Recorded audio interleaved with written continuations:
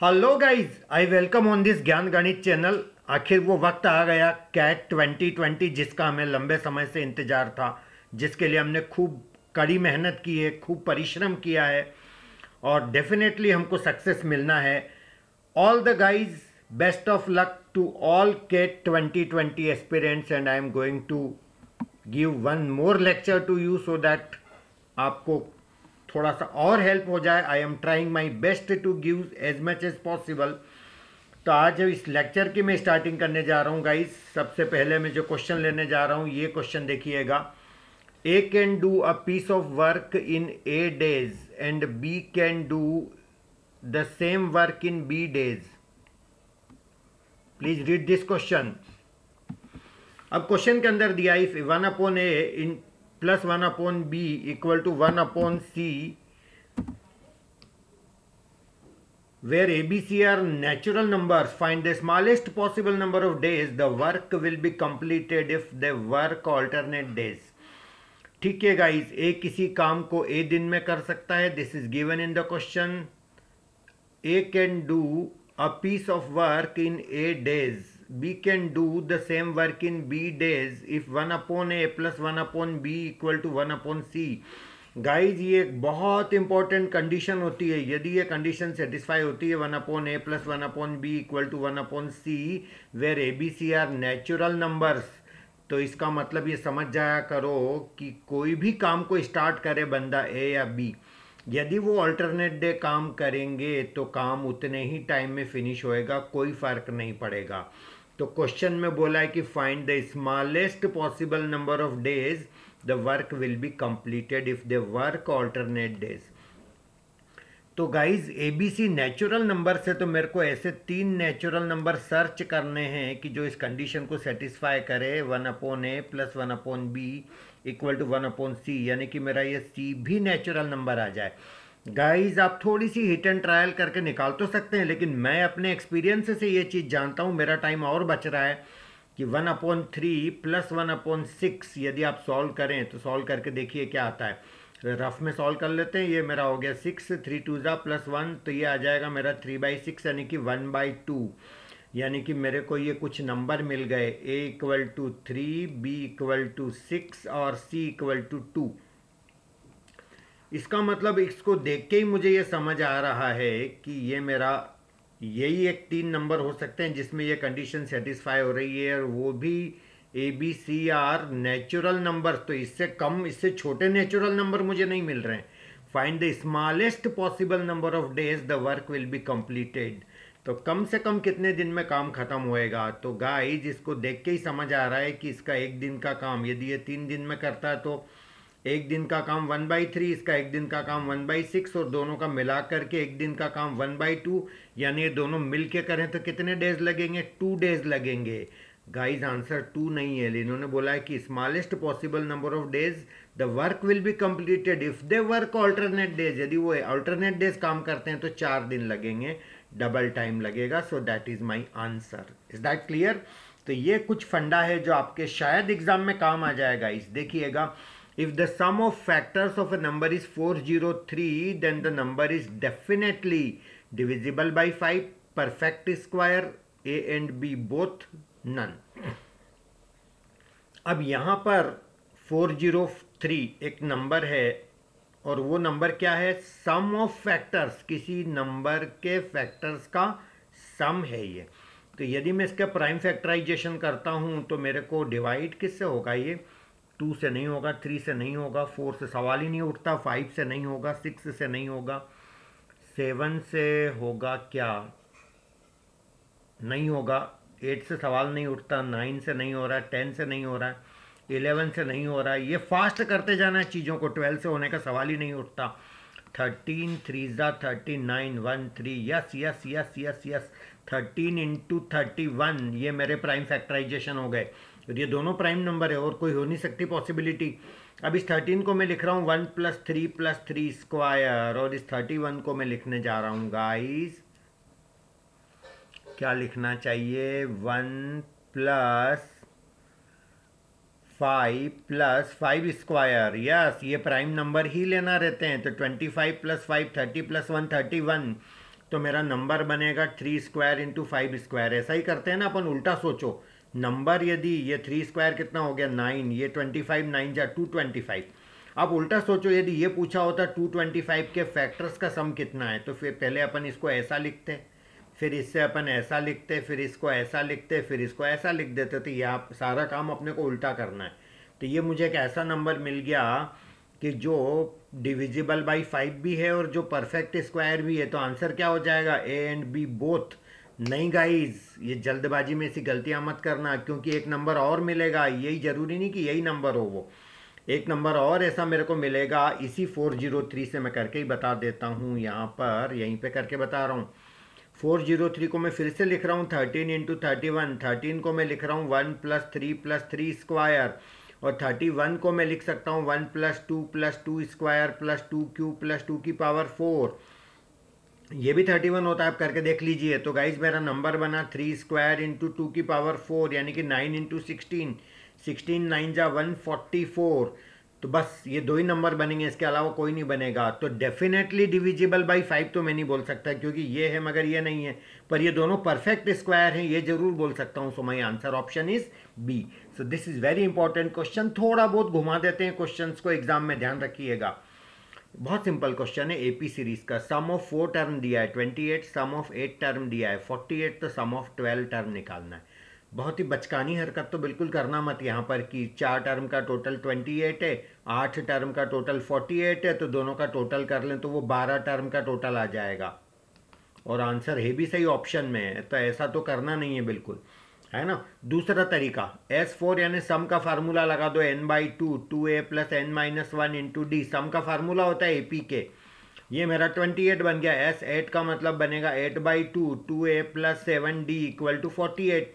और निकालना क्या है, S12 यानी कि 12/2, 2a + 11d। इसका वैल्यू कितना होगा ये निकालना है गाइस। अब कई बच्चे क्या करते हैं, ये दो इक्वेशन बना के सॉल्व करते हैं, ए और डी का वैल्यू निकालते हैं, फिर यहाँ पुट कर देते हैं, आंसर आ जाता है। नो प्रॉब्लम, टाइम ज़्यादा लगेगा। वो टाइम बचाना सिखा रहा हूँ कि टाइम इज़ मनी, टाइम को बचाओ यहाँ पर।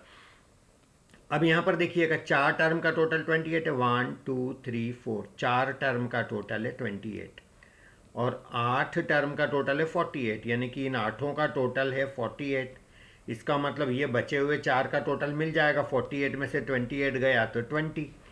अब मुझे 12 टर्म का टोटल चाहिए, तो 4 और 4 8, 4 और लिख लेता हूँ। तो इसका मतलब यदि ये 4 टर्म का टोटल 28 है, ये 4 टर्म का टोटल 20 है, कितना कम है, 8 कम है। तो ये अगले 4 का टोटल फिर से 8 कम होएगा, तो ये 12 होना चाहिए। और मुझे अब 12 टर्म का टोटल चाहिए, तो this plus this plus this, या फिर इन दो का टोटल तो यही 48 + 12। कितना आंसर आ गया, 60 इज माई आंसर गाइज। तो ये तुरंत आंसर इस तरह से निकाले जा सकते हैं। नेक्स्ट क्वेश्चन देखिएगा, solve the equation √x + 1 - √x - 1 = √4x - 1। तो इसको सॉल्व करना सिंपल सी तो इक्वेशन है। अब आप जानते हो गाइज, अंडर रूट जहाँ भी होता है तो हम स्क्वायरिंग करके सॉल्व कर लेते हैं। तो मैं तुरंत स्क्वायरिंग करके सॉल्व करने का ट्राई कर रहा हूँ। तो ये यहाँ पर स्क्वायरिंग करेंगे, इसका भी स्क्वायरिंग करेंगे। तो ये मेरा बनेगा x + 1 + x - 1, a² + b² - 2ab। 2√x + 1 √x - 1 = 4x - 1। इधर भी स्क्वायरिंग करा तो रूट हट गया, +1 से -1 कैंसल। तो ये मेरा बना 2x - 2 इन दोनों को भी मल्टीप्लाई कर दो, तो ये बनेगा x² - 1 = 4x - 1। तो गाइज यहाँ पर एक काम करते हैं, इसको इधर ले लेते हैं 2x, ये 1 इधर आ जाएगा तो प्लस का हो जाएगा, और 2x - 4x तो -2x लिख देता हूँ, और इसको इधर ले लेते हैं तो ये हो जाएगा 2√x² - 1। गाइज अभी भी आंसर नहीं आया, एक इक्वेशन तो आ गई लेकिन उसके अंदर फिर से अंडर रूट है। तो क्या करें, फिर से स्क्वायरिंग कर दिया जाए। तो 1 + 4x² - 4x = इसका भी स्क्वायरिंग करेंगे तो 2 का स्क्वायर 4, रूट पे स्क्वायर लगेगा, रूट हटेगा तो 4 को भी अंदर मल्टीप्लाई करेंगे तो 4x² माइनस ये 4 × 1 = 4, तो 4x² भी कैंसिल हो गया, और ये मेरा -4 इधर आया तो 5 = 4x। तो गाइज 5/4 इतना कितना आ गया, x का वैल्यू आ गया 5/4। तो ये मेरा ऑप्शन 5/4 आंसर है। नहीं गाइज ये गलत है, ये आंसर नहीं है। ये आंसर तो है मगर ये क्वेश्चन को सेटिस्फाई नहीं करेगा। आप चाहें तो पुट करके देख लें। कैसे सेटिस्फाई नहीं करेगा मैं आपको बताता हूँ, क्योंकि ये 5/4 +1 करोगे तो ये ज़्यादा आएगा और ये 5/4 -1 करोगे तो ये कम आएगा। तो ज़्यादा वाली चीज़ में से कम वाली चीज़ माइनस करेंगे तो आंसर मेरा पॉजिटिव आएगा। लेकिन राइट साइड में देखो आप 4x - 1, तो 4 × x की जगह 5/4 रखोगे तो 5 - 1 4 आ रहा है। 4x - 1 4 × 5/4 -1, तो 5 - 1 मेरा 4 का रूट 2 आ रहा है। तो ये तो मेरा 2 आ रहा है। एनीवे पॉजिटिव तो आ रहा है ये, मगर 2 आ रहा है। ठीक है, लेफ्ट वाला भी सॉल्व करके देख लेते हैं। √5/4 +1 यानी कि 5/4 +1, तो ये 4 LCM 9/4, 9/4 का रूट कितना आ रहा है 3/2, और ये 5/4 - 1 1/4 का रूट 1/2, 3/2 में से 1/2 जाता है तो 2 नहीं आता है। मतलब ये मेरा आंसर इक्वेशन को सेटिस्फाई नहीं कर रहा है, तो इसका मतलब ये आंसर मेरा नहीं होगा, इसका कोई सॉल्यूशन नहीं होगा। Answer is no solution. ये बात कईयों को तो यहीं समझ आ जाती है, वो यहाँ से आगे ही नहीं बढ़ते हैं। मैं बताता हूँ कैसे समझ आई। ये आपका जो भी x का वैल्यू आ रहा है ये मेरा 5/4 आया। इसको ओरिजिनल क्वेश्चन में भी पुट करने की जरूरत नहीं है। यहाँ 5/4 करके देखो तो 1 - 2 × 5/4, तो ये 2 2 ज़ा 4 5/2 यानी 1 - 5/2 यानी नेगेटिव नंबर आ रहा है। जबकि स्क्वायर रूट्स की वैल्यू हमेशा पॉजिटिव होती है, तो राइट साइड में पॉजिटिव लेफ्ट में नेगेटिव आ रहा है, मतलब ये वैसे ही इक्वल नहीं हो सकते। तो यदि आपको ये बात यहीं समझ आ जाती है, वहाँ पुट नहीं करोगे तो भी चलेगा। तो कुल मिलाकर के answer is no solution. The word tiger is written in all possible ways in dictionary. Find the rank of this word. Permutation combination का नॉर्मल सा क्वेश्चन है। अब इसके अंदर आपको करना क्या है कि टाइगर की रैंक निकालना है। वैसे मेथड से करोगे थोड़ा टाइम ज़्यादा लगता है, इसकी एक ट्रिक भी होती है, वो भी सिखा देता हूँ मैं। TIGER, वो ट्रिक क्या होती है वो भी समझ लो। अल्फ़ाबेटिकल ऑर्डर में बात करें तो सबसे पहले कौन सा अल्फ़ाबेट आ रहा है इसमें? ई, तो यहाँ पर 1 नंबरिंग कर दो। 1 EFGHIJKLMNOPQRST, तो ये मेरी रैंकिंग हो गई। Is this clear? अब आपको करना क्या है वो देखो, आप बहुत अच्छे से समझ लेना इसको। यहां पर सबसे पहले ये जो 5 है, इस 5 के आगे कितने नंबर ऐसे दिख रहे हैं आपको जो 5 से छोटे हैं, वो आपको देखना है। 5 के आगे कितने नंबर ऐसे हैं जो 5 से छोटे हैं? तो 1 2 3 4, ये चारों 5 से छोटे हैं, तो यहां पर लिखना है 4। 3 के आगे कितने नंबर है जो इससे छोटे हैं? ये 2। इस 2 के आगे कितने नंबर है जो इससे छोटे हैं? अकेला 1। इस 1 के आगे कोई नहीं है, 0। इस 4 के आगे कोई नहीं है, 0 है ही नहीं नंबर, छोटा बड़ा क्या। अब यहाँ पर आपको 0 फैक्टोरियल, 1 फैक्टोरियल, या 0 से स्टार्ट करना इधर से, then 2 factorial, then 3 factorial, then 4 factorial. ये ट्रिक है, ये मल्टीप्लाई कर लो दोनों को तो 24 4 जाइए, मेरा 96 आ गया। ये 3 फैक्टोरियल 6 होता है, 6 2 12 हो गया। 2 फैक्टोरियल 2 होता है, 2 1 2 हो गया, और ये तो 0 0 हो गए बस। तो ये मेरे को टोटल करना है इसका, तो ये मेरा आ जाएगा 96 + 12, 108 + 2 110। और जब सब कुछ हो जाए तो फाइनली +1 कर दिया करो, ये ध्यान रखना है ट्रिक के अंदर। So my answer is 111। So this is the rank of the word tiger, 111। मैंने ऑप्शन नहीं लिखे, that is not a problem, but answer ऐसे निकालने का।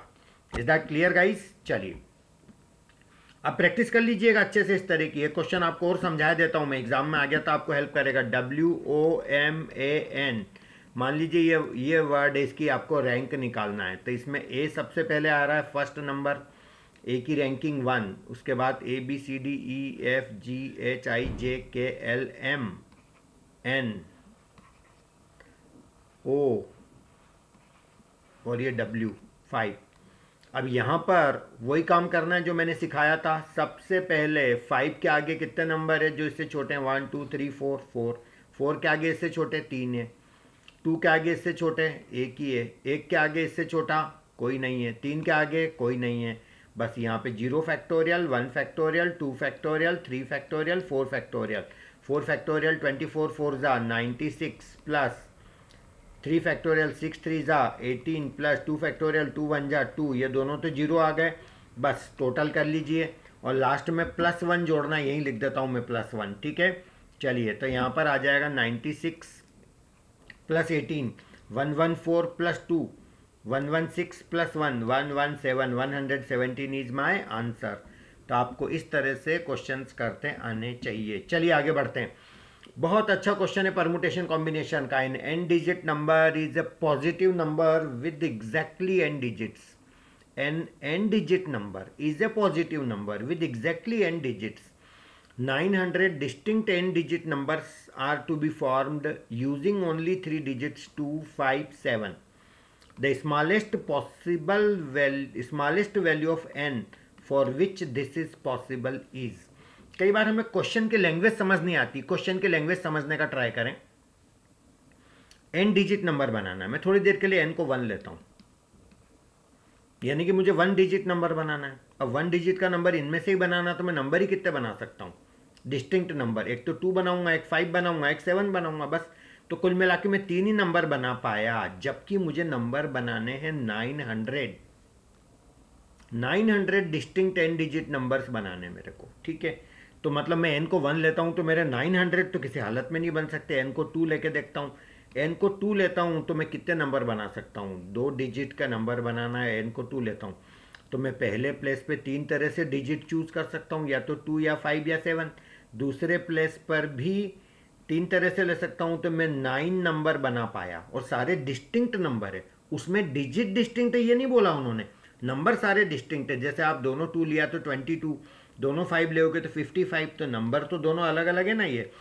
तो ये मैं 9 नंबर बना पाया गाइस। तो मैं n को 3 लेता हूँ तो कितने नंबर बना पाऊंगा? 3 इंटू 3 इंटू 3 यानी 27 बना पाऊंगा।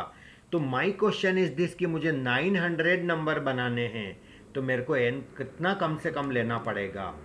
तो 3 लेता हूँ, तो कुल मिलाकर के मैं 3 की पावर n चाहता हूँ 900 से तो बड़ा ही आ जाए, 900 नंबर मेरे बनने चाहिए। तो 3 की पावर कितना करें कि 900 हो जाए? तो 27 देन 81 देन 243, 3 से मल्टीप्लाई करते जाओ, देन 729, और उसके बाद जो अगला आएगा वो मेरा 900 से तो बड़ा ही हो जाएगा। Is that clear? तो ये मेरा 1 2 3 4 5 6 और 7 पे मेरा आंसर आ जाएगा। So that is my answer. तो यदि मैं 7 लेता हूँ तो मैं 900 नंबर डिस्टिंक्ट बना पाऊंगा, बल्कि ज़्यादा ही बना पाऊंगा। Is that clear? चलिए आगे बढ़ते हैं। बहुत अच्छा क्वेश्चन था वो। A man takes a step forward with probability 0.4 and backward with probability 0.6. Find the probability that at the end of 11 steps he is 1 step away from the starting point. ठीक है, एक बंदा ऐसा है कि वो एक कदम आगे चलता है तो उसकी प्रोबेबिलिटी है 0.4। यहाँ लिख ही देता हूँ ना मैं, फॉरवर्ड स्टेप लेने की प्रोबेबिलिटी है 0.4 और बैकवर्ड स्टेप लेने की प्रोबेबिलिटी है 0.6। ये दिया है। Find the probability that at the end of 11 steps he is 1 step away from the starting point. यानी वो 11 कदम चलता है तो स्टार्टिंग पॉइंट से एक कदम दूर अवे, यानी वो दूर ऐसे भी हो सकता है, एक कदम या तो आगे हो या एक कदम पीछे हो। तो ये मैं 2 केस बनाऊंगा। पहला केस मेरा बनेगा ही इज 1 स्टेप अहेड, यानी कि वो जहां खड़ा है वहां से एक स्टेप आगे जाएगा। तो वो कब पॉसिबल है? जब वो 6 स्टेप फॉरवर्ड ले ले एंड 5 स्टेप बैकवर्ड, 6 कदम आगे चले और 5 कदम पीछे चले, है ना। हम इंदौरी लैंग्वेज में तो हम बोल देंगे कि बेवड़ा है क्या, है ना, ऐसे ही बोलते हैं हम लोग। तो 6 कदम हम आगे चलेगा बंदा और 5 कदम पीछे चलेगा, तो कुल मिलाकर के एक स्टेप आगे हो जाएगा।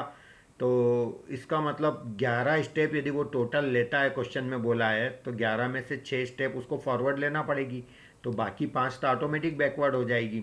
तो वो तरीका उसको लेने का हो गया मेरा 11C6। बाइनोमियल का फार्मूला लगेगा, you know, NCX P to the power X Q to the power N-X। तो P का मतलब फॉरवर्ड स्टेप, तो यहाँ फॉरवर्ड स्टेप मेरी 0.4 की प्रोबेबिलिटी यहाँ 6 और बैकवर्ड की 0.6 की 11 - 6 यानी कि ये मेरा 5। तो ये मेरा एक आंसर आ गया। केस 2 में मैं लिख नहीं रहा हूँ, समझ जाओ आप। वो एक स्टेप फॉरवर्ड के बजाय 1 स्टेप पहले यानी कि एक स्टेप पीछे हो जाता है, वो कब हो पाएगा? जब वो 5 कदम आगे चले और 6 कदम पीछे चले। सो 11C5 और 5 कदम आगे चले तो 0.4 की पावर 5 और 0.6 की पावर 11 माइनस 5 यानी कि ये 6 5 और 5 6 से उल्टा हो गया यहाँ पर। कुल मिलाकर के दोनों ही केस मुझे चाहिए, या तो ऐसा होगा या ऐसा होगा, तभी वो 1 स्टेप अवे होगा। तो मुझे दोनों का क्या करना है? सम करना है गाइस। तो 11C6 0.4 की पावर 6 देन 0.6 की पावर 5 प्लस 11C5 0.4 की पावर 5 0.6 की पावर 6, ये दोनों को मेरे को ऐड करना है। अब आप यहाँ पे एक चीज़ समझ लीजिए कि 11C6 उतना ही होता है जितना 11C5। तो मैं दोनों को सेम ही लिखूं तो चलेगा, तो मैं यहीं पे कर देता हूँ, इसको 11C6 कर देता हूँ, कोई फ़र्क नहीं पड़ना, इक्वली ये दोनों। तो मैं कॉमन ले रहा हूँ, 11C6 कॉमन ले रहा हूँ और 0.4 की पावर 5 कॉमन ले लेता हूँ और 0.6 की पावर भी मैं कॉमन ले लेता हूँ 5। कोई प्रॉब्लम नहीं होनी चाहिए इसके अंदर, तो अंदर आ जाएगा। यहाँ से क्या बचेगा? 0.4 बचेगा, 6 से और 5 कॉमन लिया और यहाँ से बचेगा 0.6, तो ये टोटल 1 हो गया।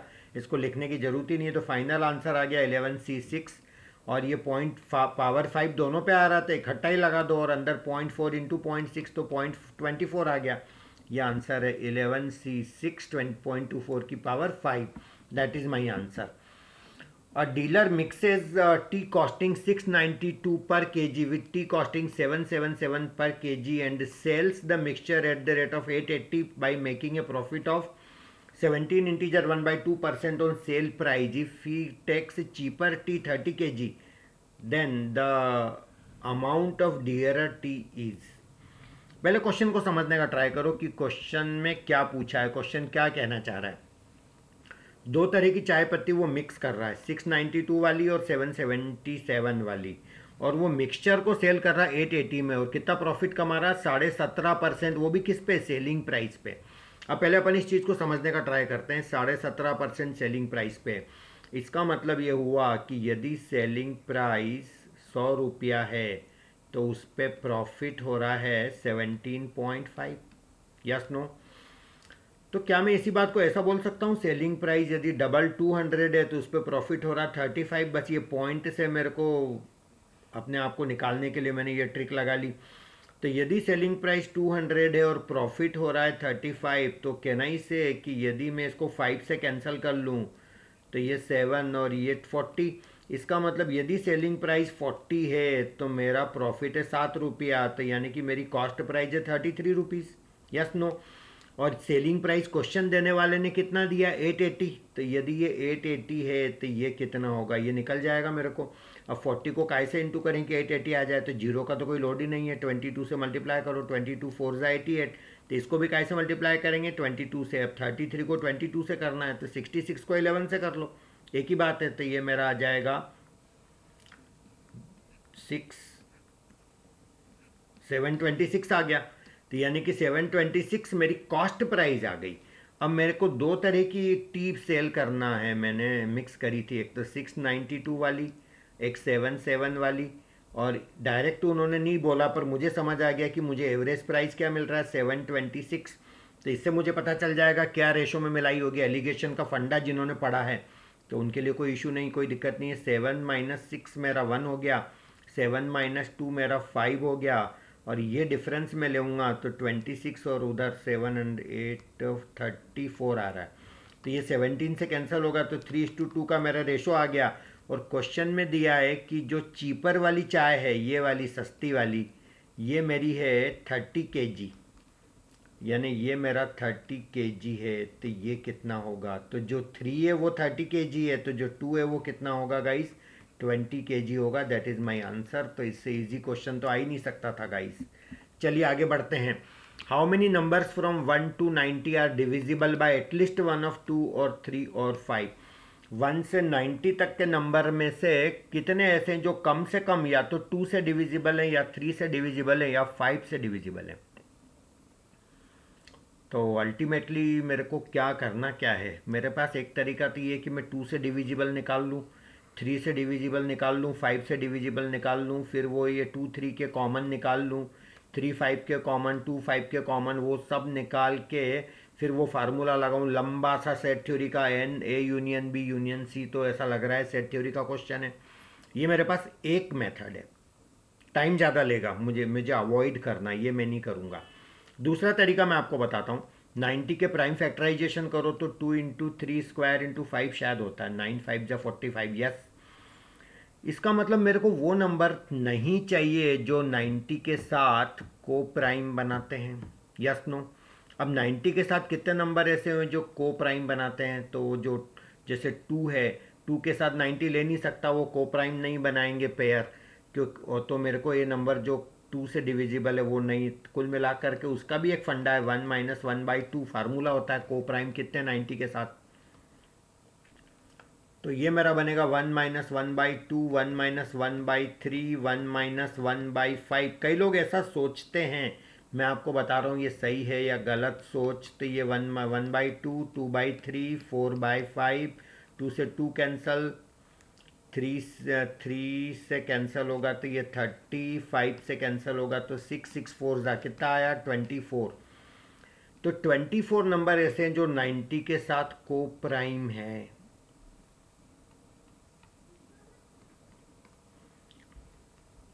इसका मतलब वो नंबर कौन होंगे? एक तो 1 जो 90 के साथ को प्राइम है, और दूसरा जैसे 3 ले नहीं सकता, 2 ले नहीं सकता, 4 ले नहीं सकता, 5 ले नहीं सकता, 6 90 के साथ नहीं होगा, 7 को प्राइम होगा। यानी इस टाइप के वो नंबर आएंगे जो मुझे चाहिए कि नहीं चाहिए, वो मुझे नहीं चाहिए। तो 90 में से ये 24 मुझे नहीं चाहिए, तो बचे कितने 66। यानी ये वो नंबर हैं जो को प्राइम 90 के साथ नहीं है, मतलब वो इनमें से किसी से तो डेफिनेटली डिविजिबल होंगे। This is one way of solving the question. दूसरा तरीका, तीसरा तरीका, दो बता चुका हूं मैं। एक तो ये वाला जो सेट थ्योरी से करते हैं, वो तो मैं हाथ लगा ही नहीं रहा हूं इतना लंबा। दूसरा मैंने ये बताया कि 90 के साथ कितने को प्राइम हैं।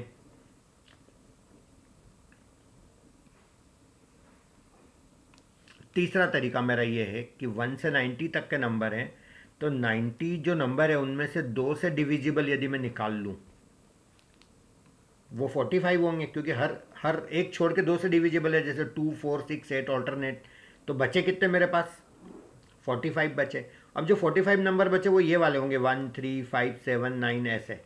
उसमें हर 3 में से एक नंबर मेरे काम का है जो 3 से डिविजिबल है, मैं वो भी निकाल रहा हूँ।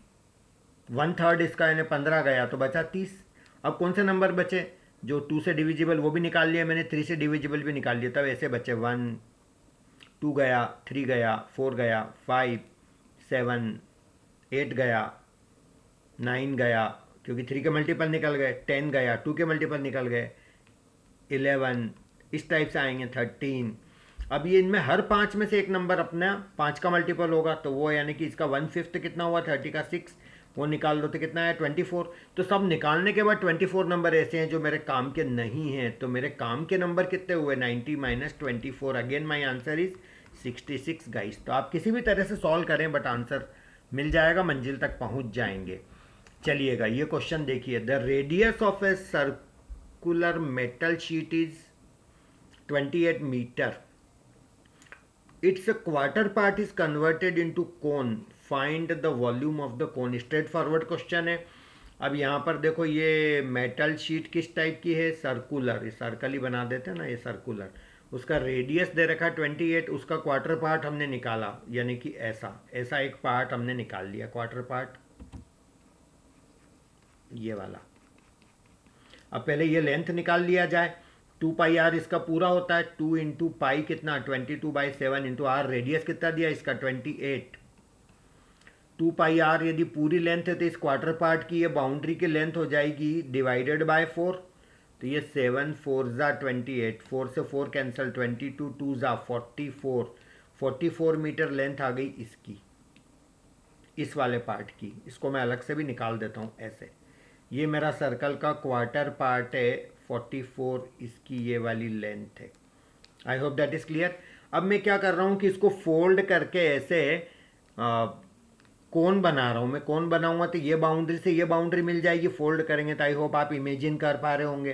तो ये मेरा कोन बन गया, और इस कोन का जो ये बेस है ये सर्कल होगा, और ये मेरी जो ये वाली 44 है ये अब ये हो जाएगा मेरा 2πr बन जाएगा इसका।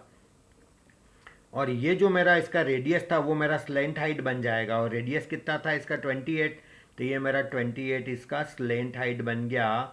और ये रेडियस मेरे को अब निकालना पड़ेगी, और ये पूरी बाउंड्री मेरी 44 के इक्वल होगी। इसी को तो फोल्ड करके बनाया था। तो कैन आई से कि माई 2πr विल बी 44। इससे मुझे रेडियस मिल जाएगा 2 into 22/7 into r equal to 44। 22 to ज़ा 44 से 44 कैंसिल था, आर इक्वल टू मेरा 7 आ गया गाइस। तो ये मेरा आर भी पता चल गया 7। पर मुझे पूछा क्या वॉल्यूम निकालने के लिए हाइट चाहिए रहती, तो पाइथागोरस से हाइट निकालेंगे 28 √28 का स्क्वायर माइनस 7 का स्क्वायर। तो इसको 28 minus 7 into 28 plus 7, 28 minus 7 21 into 28 plus 7 35। तो ये 7 इंटू 3 है और ये 7 इंटू 5 है। तो 2 7 का रूट से बाहर एक 7 निकल जाएगा, रूट में क्या रह जाएगा √15। तो 7√15 आ गया मेरा हाइट। अब फाइंड क्या करना है इसका, मेरे को इसका वॉल्यूम फाइंड करना है गाइस। तो इसका वॉल्यूम फाइंड करने के लिए फार्मूला, क्या फार्मूला होता है वॉल्यूम का गाइस? वॉल्यूम का फार्मूला होता है 1/3 1/3 πr² h। पाई कितना 22/7, आर स्क्वायर, आर यानी रेडियस, कौन का रेडियस 7 का स्क्वायर इंटू एच यानी कितना हाइट कितनी आई थी 7√15। तो ये मेरा 7 से ये मेरा 7 कैंसल, तो ये मेरा हो गया 7 स्क्वायर 49 को मल्टीप्लाई करूँ मैं 22 से, तो 49 को 22 से, तो मैं 98 को 11 से ही कर लेता हूँ मल्टीप्लाई। तो उसकी ट्रिक होती है दोनों तरफ 0 लगा लो, 1078। तो ये आ गया 1078, ये दोनों का मल्टीप्लिकेशन √15 अपॉन में 3। और जो ये 1/3 लिखना भूल जाएगा उसका तो पूछो मत क्या होने वाला है, क्योंकि आंसर ऑप्शन देखो ये 1076 √15, 1077 √15, 1078 √15, लेकिन अपॉन 3 आ रहा है यहाँ पर, इनमें से कहीं भी अपॉन 3 नहीं है, तो आंसर क्या हो गया नन। तो याद रखिएगा guys 1/3 of πr² h is the formula for volume of cone. तो इसी के साथ मैंने आपको ट्राई किया कि कुछ और प्रोवाइड कर दूं। तो गाइस लेक्चर सुनिएगा और बहुत कूल रह करके, स्ट्रेस बिल्कुल नहीं होना चाहिए, किसी तरह का कोई टेंशन नहीं लेना। आपकी प्रैक्टिस, आपकी मेहनत आपके साथ डेफिनेटली काम आएगी। आप बेस्ट ऑफ लक, बहुत अच्छे से करिएगा। And once again my best wishes to you. Thank you so much, have a nice day.